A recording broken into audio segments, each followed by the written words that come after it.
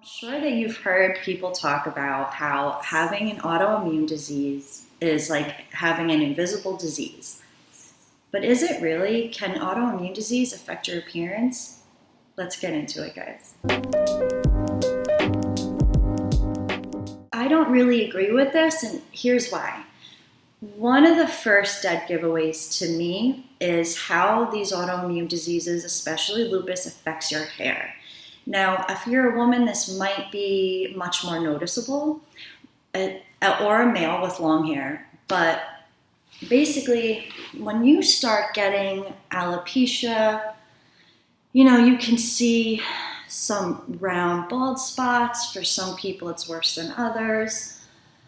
You're more prone to things like seborrheic dermatitis.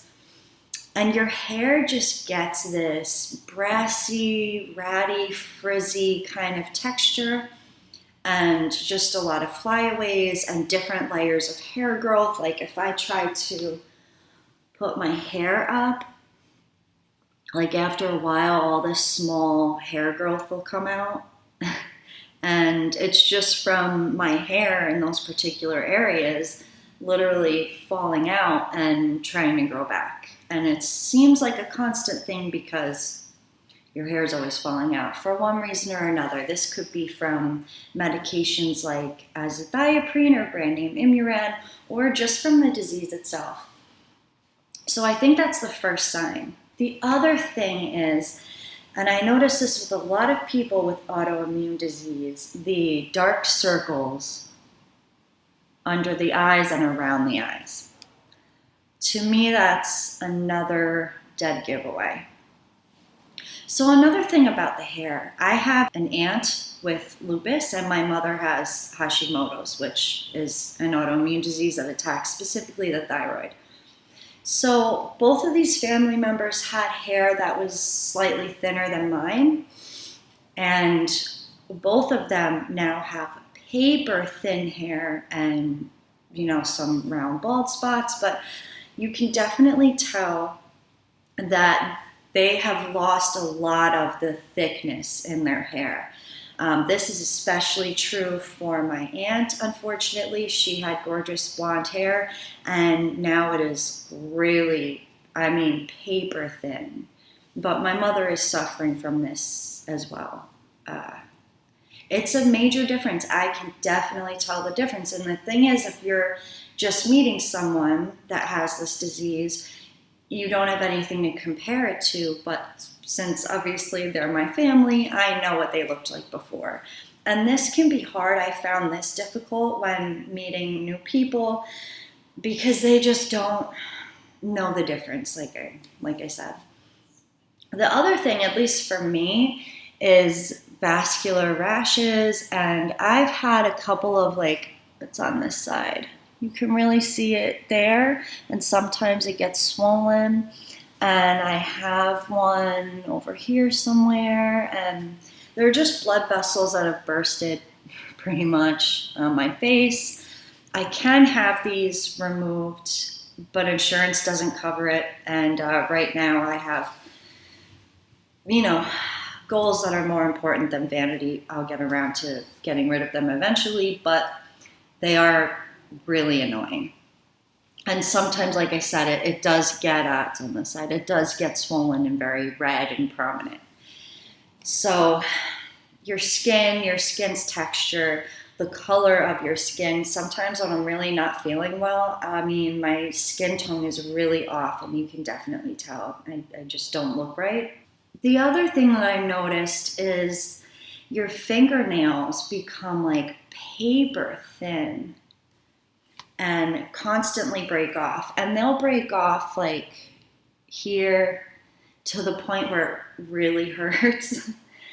And it's just constant. And I like to try to keep my nails looking good, but it's really hard when they're constantly breaking to keep up on it. Just the skin around the nail bed just becomes problematic and hard to keep looking nice and manicured, and that's really annoying. Another thing, especially if you're dealing with Hashimoto's, or if your immune system is attacking your thyroid, because even I have had this problem. I have had thyroid antibodies, but I don't have Hashimoto's. Apparently, I have lupus. But this can affect your weight. This is definitely the case for both family members that I mentioned. And so for them, they had a lot of weight gain that was quite abnormal for them. For me, I had a lot of weight loss. And so this can go either way. But when I see someone who gains a lot of weight quickly or loses a lot of weight quickly, to me, that's a sign that something is not right. So when I saw this in both of my family members, I encouraged them to go get tested for autoimmune disease, and it turns out I was right. I mean, there were other signs there, but after everything I've been through, I knew what I was looking at. So the other part of this is losing muscle tone. So this doesn't happen to everybody, but you can become very weak, extremely exhausted, and therefore you're not moving around as much, you're not getting as much physical activity, you're not going out as much, you're not going to the gym like you used to. So, muscle tone, I think, is another thing. When someone really loses a lot of muscle tone, this definitely happened to me. And you can have muscle wasting with these autoimmune diseases. The other thing is, for me, I had a whole situation where all my hormone levels were off and I had no testosterone at all. Now, women, as I've explained in other videos, do have testosterone also, just in much lower levels than men. But if you have no testosterone in your body, you're going to have problems with muscle mass, and you will not be able to gain any muscle mass because your testosterone is too low. So that can also happen with autoimmune diseases. It can mess with your hormones, especially if your thyroid is being affected, because it's sort of a chain reaction. If one hormone is off, it can definitely cascade into other hormone levels being off, because something's going on over here, it's going to affect you over here. The other thing that I noticed is, especially if you're dealing with your thyroid being attacked by your immune system, the tails of your eyebrows will start to fall out, and your eyelashes on the top and the bottom will become not as full, and they'll start falling out as well. This doesn't happen to everybody, but it definitely can happen. It definitely happened to me. And certainly if your thyroid is being affected, this can definitely happen.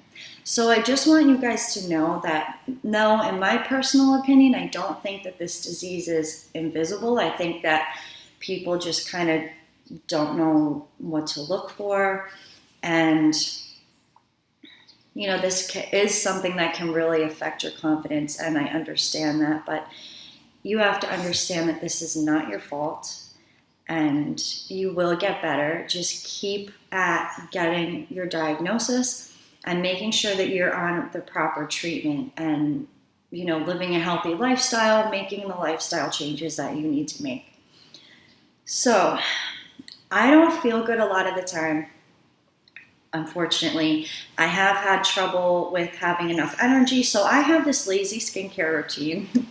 It's kind of minimalistic. I do think that this has helped to keep my skin looking as good as it can in this situation. It's not too intense that, I feel too exhausted to do it every day. So I just want to share with you guys what I've been doing for the morning and the evening. It's really simple. For the morning, what I do is I use a vitamin C serum with vitamin E and hyaluronic acid. This is the one I'm currently using. I got this on Amazon. And then I follow that up with mixing argan oil, which is non-cosmodermic, and aloe vera gel. I mix that in the palm of my hand, and I use that as a lotion. The reason that I do that is because if you look on the label on a lot of these facial moisturizers, they have a bunch of chemicals that you do not need to be putting on your skin. So I just use that pure aloe vera gel and the argan oil. You can just use the argan oil. It's not going to make your skin feel oily. It actually feels quite nice once it has kind of dried down. And then I'll use a mineral-based sunscreen. Make sure you're using your sunscreen. I only use a zinc oxide mineral sunscreen. I've also been using Curology, mostly just for the prescription. So mine is tretinoin, some type of acid, and niacinamide. Really, I'm just concerned about the prescription strength tretinoin that is in this. And it was a lot cheaper to just go through Curology than it would be to get this through a dermatologist. I put that on at night. I also put, the aloe vera gel and argan oil as a moisturizer. And I do use a mix of essential oils like vitamin E, castor oil, and argan oil on my lashes and my brows. And that does seem to be making a little bit of a difference. So that's what I'm doing at night. I know that this is very minimalistic. Some people have these crazy 20-step skincare routines, but for me, I'm tired a lot of the time. I don't need to be doing 20 steps. I'm exhausted, and this has been working well for me, and my skin looks pretty clear considering everything I have going on. The other thing is I do wash my face twice a day. So in the morning, I'm going to wash off that tretinoin and the moisturizer. And then at night, I wash off the vitamin C and all that. So wash your face in the morning, wash your face at night, and always make sure that you take all of your makeup off. Don't sleep with makeup on. It's just not good for your skin.